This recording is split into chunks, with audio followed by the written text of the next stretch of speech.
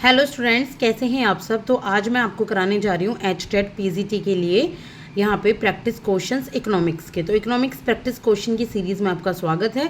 आपको मैं यहाँ पर 20 से लेके 25 तक जितने भी मेरे से 10 से 15 मिनट में प्रैक्टिस क्वेश्चंस हो पाएंगे वो मैं आपको करा रही हूँ। और ये बहुत ही कॉमन है, इसमें ऐसा नहीं है कि ये करंट अफेयर्स रिलेटेड है। जितने भी ये क्वेश्चंस हैं ये बहुत ही कॉमन है और बहुत ही ज़्यादा एग्जाम्स में पूछे जाते हैं। तो चलिए स्टार्ट करते हैं इनको पढ़ना। सबसे पहला क्वेश्चन है इंडस्ट्रियल डेमोक्रेसी मीन्स।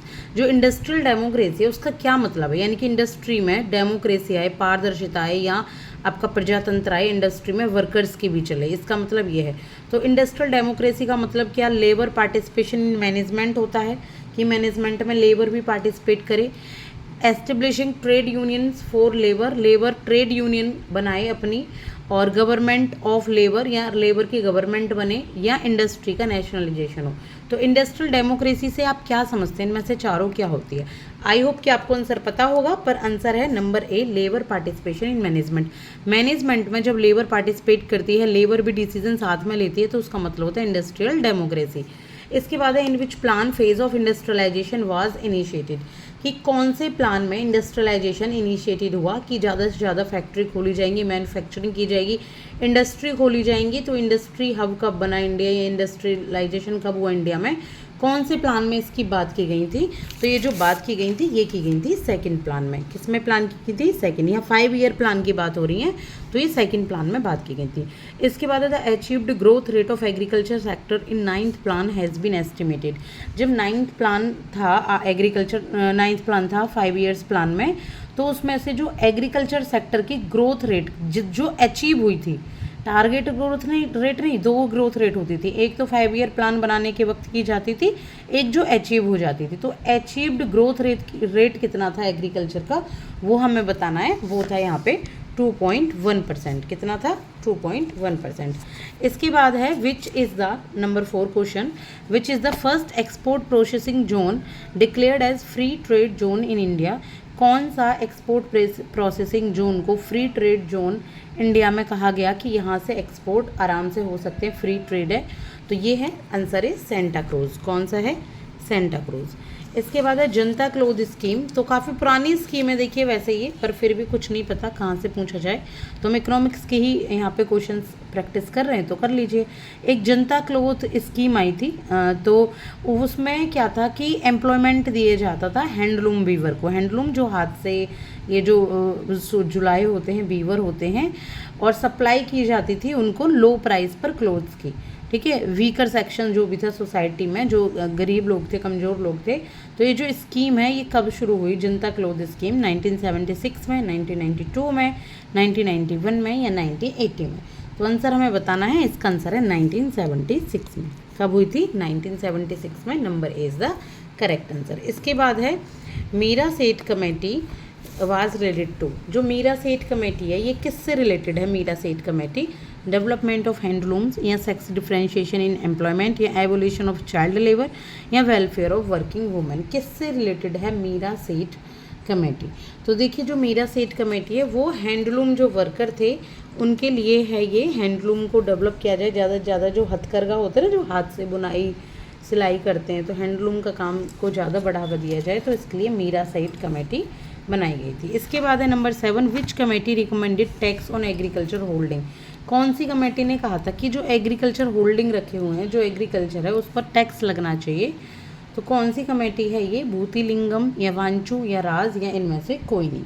तो ये है यहाँ पे राज कमेटी। राज कमेटी में कहा गया था कि जो एग्रीकल्चर होल्डिंग है उस पर टैक्स को उन्होंने रिकमेंड किया था कि टैक्स लगने चाहिए। इसके बाद है Indian green revolution is the most successful in. जो हरित क्रांति आई थी इंडिया में, सबसे ज़्यादा सक्सेस कौन सी फसल में रही थी, wheat and potato, wheat and rice, jowar and oil seeds, या टी एंड कॉफ़ी। अगर आपने सुनी हो तो ये रही थी वीट और राइस में सबसे ज़्यादा, चावल और यहाँ पे गेहूँ में ये सबसे ज़्यादा सक्सेस रही थी इंडियन ग्रीन रिवॉल्यूशन, यानी कि जो हरित क्रांति थी। इसके बाद है which place India holds in milk production. Milk production में इंडिया का कौन सा स्थान है, तो सब जानते हैं इंडिया का कौन सा स्थान है, फर्स्ट। मिल्क प्रोडक्शन में इंडिया पहले स्थान पर चल रहा है।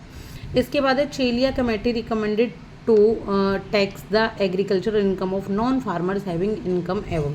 तो जो भी नॉन फार्मर्स लोग थे यानी कि जो किसान नहीं थे लेकिन उनके पास एग्रीकल्चर इनकम आ रही थी यानी कि दूसरों से काम करा के, तो किस इनकम से ऊपर उन पर टैक्स के लिए रिचेलिया कमेटी ने बोला था, तो ये है 25,000। अगर 25,000 से ज़्यादा नॉन फार्मर्स को इनकम हो रही है तो चेलिया कमेटी रिकमेंड करती थी टैक्स एग्रीकल्चर इनकम पे। इसके बाद है SAPTA has come into force since 8 December 1995, how many goods have been brought under concessional import duty. तो साप्टा लगाया गया था, ये आया था 8 दिसंबर 1995 को, 1995 को। तो इसके अंदर कितने ऐसे गुड्स थे जो कंसेशनल इंपोर्ट ड्यूटी थे यानी कि उन पे इंपोर्ट ड्यूटी नहीं लगती थी या कम लगती थी, तो ये थे आपके यहाँ पे 106 प्रोडक्ट या गुड्स ऐसी थी जिन पे बहुत कम इंपोर्ट ड्यूटी लगती थी दूसरे देशों से मंगाने पर, तो इसके लिए साप्टा आया था। इसके बाद है which constitutes the maximum share in power generation. Power generation में सबसे ज़्यादा शेयर कौन कॉन्स्टिट्यूट करता है, कौन देता है, तो पावर जनरेशन जो ये बिजली उत्पादन होता है पावर, तो यहाँ पे थर्मल पावर सबसे ज़्यादा यहाँ पे मैक्सिमम शेयर देता है, ठीक है। इसके बाद है IRBI यानी कि IRBI industrial reconstruction bank of India कब एस्टेब्लिश हुआ। बहुत ही आसान क्वेश्चन है और आपको इसका आंसर बताना है। तो ये जो एस्टेब्लिश हुआ ये हुआ 1985 में, ठीक है। क्या है, 1985 में ये एस्टेब्लिश हुआ। इसके बाद है कन्फीना इज एसोसिएटेड विद। जो कन्फीना है वो किससे एसोसिएटेड है, कन्फीना एसोसिएटेड है कैनरा बैंक से, ठीक है। एक बार क्या होता है कन्फीना गूगल कीजिए, एक बार जानकारी लीजिए, हो सकता है आ ही जाए क्वेश्चन, ठीक है। वैसे तो संभावनाएं कम है पर फिर भी। For which type of fertilisers India is fully dependent to imports. किस फर्टिलाइजर के लिए इंडिया जो है सिर्फ इम्पोर्ट पे ही डिपेंड रहता है, बाहर से ही मंगाने होते हैं। तो नाइट्रोजन है, पोटास है, फोस्फेटिक है, या इनमें से कोई नहीं। तो किस पे रहता है डिपेंड, पोटाश फर्टिलाइजर के लिए हमेशा जो इंडिया है वो बाहर की कंट्री में ही डिपेंड रहता है। इसके बाद है which fertiliser is mostly consumed in India. कौन सा फर्टिलाइजर सबसे ज़्यादा इंडिया में कंज्यूम किया जाता है, इंडिया में सबसे ज़्यादा जो यूज़ होता है वो है नाइट्रोजन, आपका N, ठीक है। जो N फर्टिलाइज़र है वो सबसे ज़्यादा इंडिया में यूज़ किया जाता है। फर्टिलाइज़र क्या होते हैं, जो आपकी खाद होती है उसको, और उर्वरक खाद।